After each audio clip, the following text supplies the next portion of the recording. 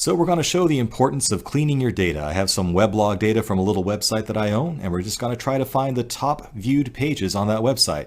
Sounds pretty simple, but as you'll see, it's actually quite challenging. So let's walk through a simple example. Well, actually it's not so simple, where I just want to figure out the top viewed web pages on my website. Sounds pretty easy, doesn't it? Well, let's see. So if you want to follow along, the top pages IPython notebook is the one that we're working from here. And let's start. So I actually have an access log that I took from my actual website. It's a real HTTP access log from Apache. And that is in your course materials. So I went and got this little snippet of code off of the internet that will parse an Apache access log line into a bunch of fields. So it contains things like the host and the user and the time and the actual page request and the status and the referrer and the user agent, meaning what browser actually was used to view this page. So this builds up what's called a regular expression, and we're using the RE library to use it. And that's basically a very powerful language for doing pattern matching on a large string. So by using this regular expression, we can actually apply that to each line of our access log and automatically group the bits of data, the bits of information in that access log line into these different fields. Okay. So if you do want to play along here, make sure you update the path to the access log to wherever you saved the course materials for this course. And let's go ahead and run this. All right, so we have a path to our data file. So the obvious thing to do here, let's just whip up a little script that counts up each URL that we encounter that was requested and keeps count of how many times it was requested. Then we can sort that list and get our top pages, right? Sounds simple enough. So we're going to construct a little Python dictionary here called URL counts. And we're going to open up our log file, and for each line, we're going to apply our regular expression.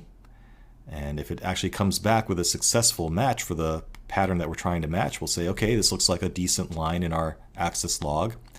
Let's extract the request field out of it, which is the actual HTTP request, what page is actually being requested by the browser.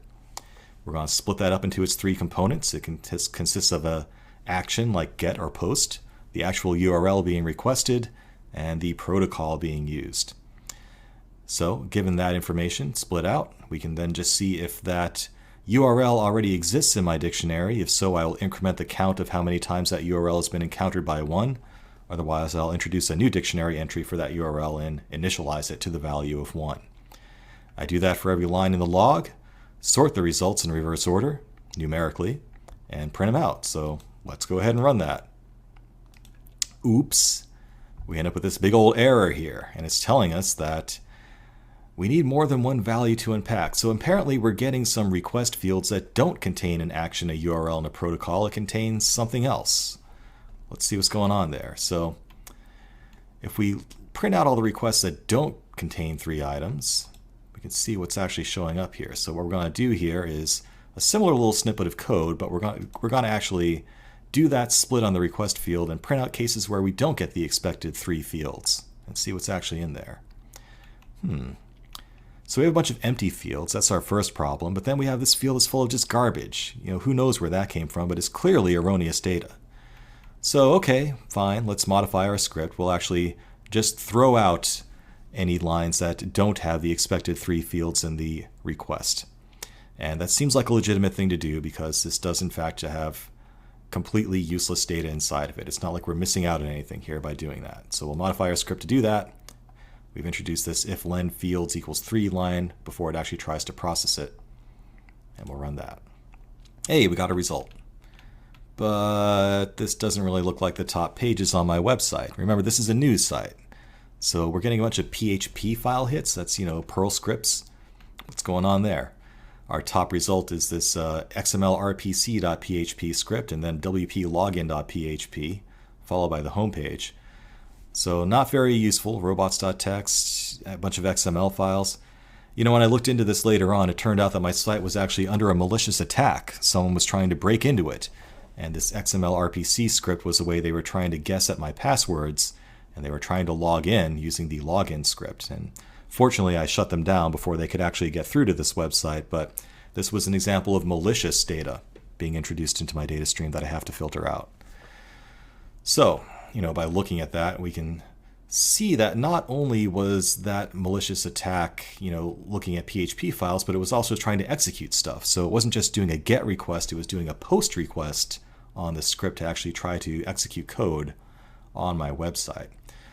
Now, I know that the data that I care about, in the spirit of the thing I'm trying to figure out, is people getting web pages from my website. So a legitimate thing for me to do is to filter out anything that's not a GET request out of these logs. So let's do that next.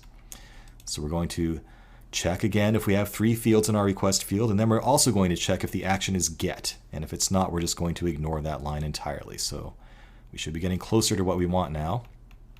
And yeah, this is starting to look more reasonable. But it still doesn't really pass a sanity check. This is a news website. People go to it to read news. And are they really reading my little blog on it that just has a couple of articles? I don't think so. That seems a little bit fishy. So let's dive in a little bit and see who's actually looking at those blog pages. If you were to actually go into that file and examine it by hand, you would see that a lot of these blog requests don't actually have any user agent on them. They just have a user agent of dash, which is highly unusual, because if a real human being with a real browser was trying to get this page, it would say something like Mozilla or Internet Explorer or something like that, right? Or Chrome. So it seems that these requests are coming from some sort of a scraper. Again, potentially malicious traffic that's not identifying who it is. So, okay, maybe we should be looking at the user agents too to see if these are actual humans making requests or not. Let's go ahead and print out all the different user agents that we're encountering. So in the same spirit of the code that actually summed up the different URLs we were seeing, we can look at all the different user agents that we were seeing and sort them by the most popular user agent strings in this log.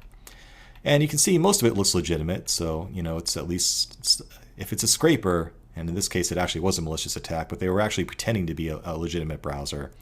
But this dash user agent shows up a lot too. So I don't know what that is, but I know that it's not an actual browser.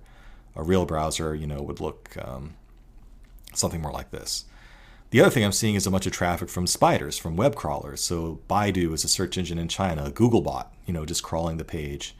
I think I saw Yandex in here too, a Russian search engine. So our data is being polluted by a lot of crawlers that are just trying to mine our website for search engine purposes.